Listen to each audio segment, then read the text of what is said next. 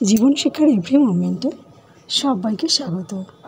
আজকে আমি হাজির হয়েছি নতুন একটা রেসিপি নিয়ে। আসুন তবে দেখে নেওয়া যাক আমার এই আজকের রেসিপি।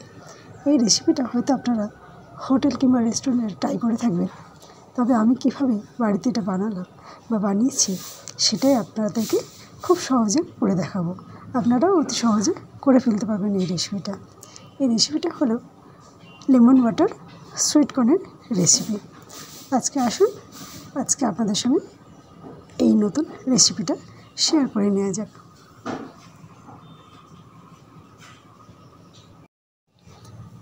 এখানে আমি জলটা গরম হতে বসিয়ে দিয়েছি। এর মধ্যে দিয়ে দেব স্বাদ অনুযায়ী লবণ। লবণটা দিয়ে জলের সঙ্গে খুব ভালো করে মিশিয়ে দেব। এবার আমি এখানে দিয়ে দেব সুইট কর্ন। এখানে আমি 1 বাটি সুইট কর্ন ব্যবহার করেছি।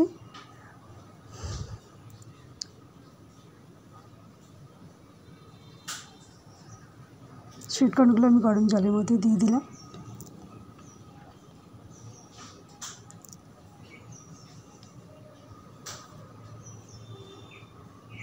এবার এটাকে আমি একটু নাড়িয়ে দেব।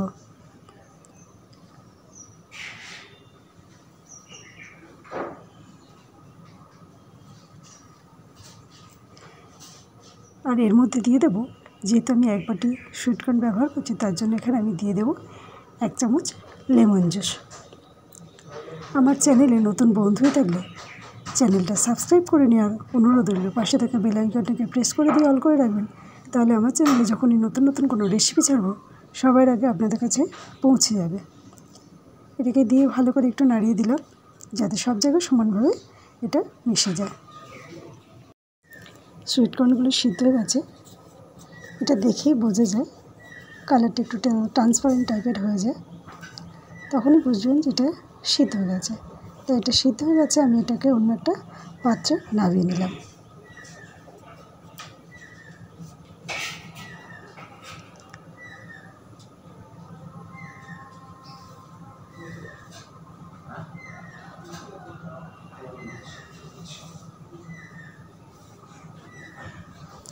সবগুলো আমার নামানো হয়ে গেল। কড়াইটা পরিষ্কার করে ওভেনে বসিয়ে দিয়েছি। গরম হয়ে যাওয়ার পরে দিয়ে দিলাম রিফাইন্ড অয়েল 1 টেবিল চামচ।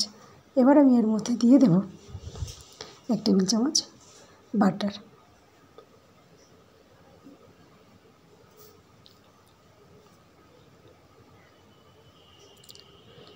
বাটারটা দিয়ে দিলাম।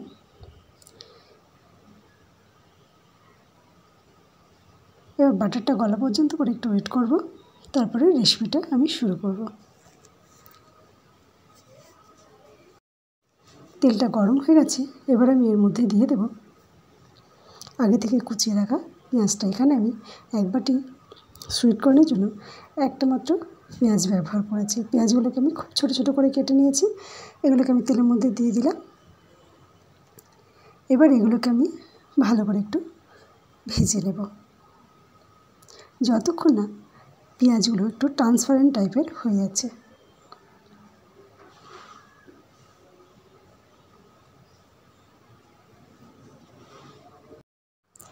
পেঁয়াজটাকে আমি এখানে খুব ভালো করে ভেজে নিচ্ছি, যাতে পেঁয়াজের কাঁচা গন্ধটা না থাকে আর বাটারের খুব সুন্দর স্মেলটা পেঁয়াজের মধ্যে যায়। দেখুন, পেঁয়াজটা মোটামুটি একটু ট্রান্সপারেন্ট হয়ে গেছে। দেখুন, এটা আমার ভাজা একদম কমপ্লিট হয়ে গেছে, একদম কমপ্লিট। দেখেছেন, ট্রান্সপারেন্ট হয়ে গেছে। এবার আমি এর মধ্যে দিয়ে দেব আগে থেকে সিদ্ধ করে রাখা সুইট কর্নগুলো দিয়ে দিলাম। এবারে পেঁয়াজের সঙ্গে সুইট কর্নটাকে খুব ভালো করে ভেজে নেব।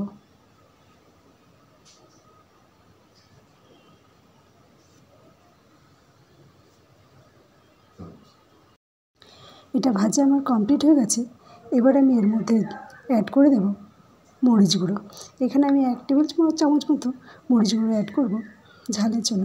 আপনারা চাইলে কাঁচা লঙ্কাও এখানে দিতে পারেন বা চিলি ফ্লেক্সও আপনারা ব্যবহার করতে পারেন, তাতে কোনো অসুবিধা নেই। একটু ঝাল ঝাল হলে খেতে ভালো লাগবে, তার জন্য আমি এখানে মরিচ গুঁড়োটা ব্যবহার করলাম। দিয়ে এটাকে পুরো নাড়িয়ে চাড়িয়ে ভালো করে মিশিয়ে দিলাম। এবার এটাকে আমি একটা অন্য পাত্রে এটা নামিয়ে নেব।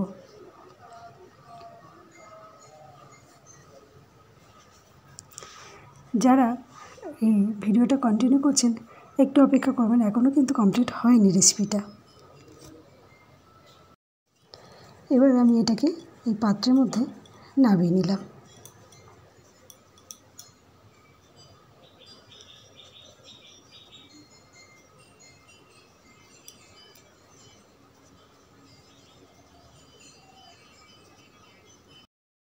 এবার আমি এই সুইটকর্নের মধ্যে দিয়ে দিলাম 1 টেবিল চামচ লেমন জুস, আর দিয়ে দেব একটু বাটার। দেখছেন, এইভাবে আপনারা রেসিপিটা রেডি করে নেবেন, খেতে অবশ্যই ভালো লাগবে। সবাই ভালো থাকবেন, সুস্থ থাকবেন। আজ এই পর্যন্ত, আবার অন্য কোনো দিন হাজির হয়ে যাব অন্য কোনো নতুন রেসিপি নিয়ে। ধন্যবাদ।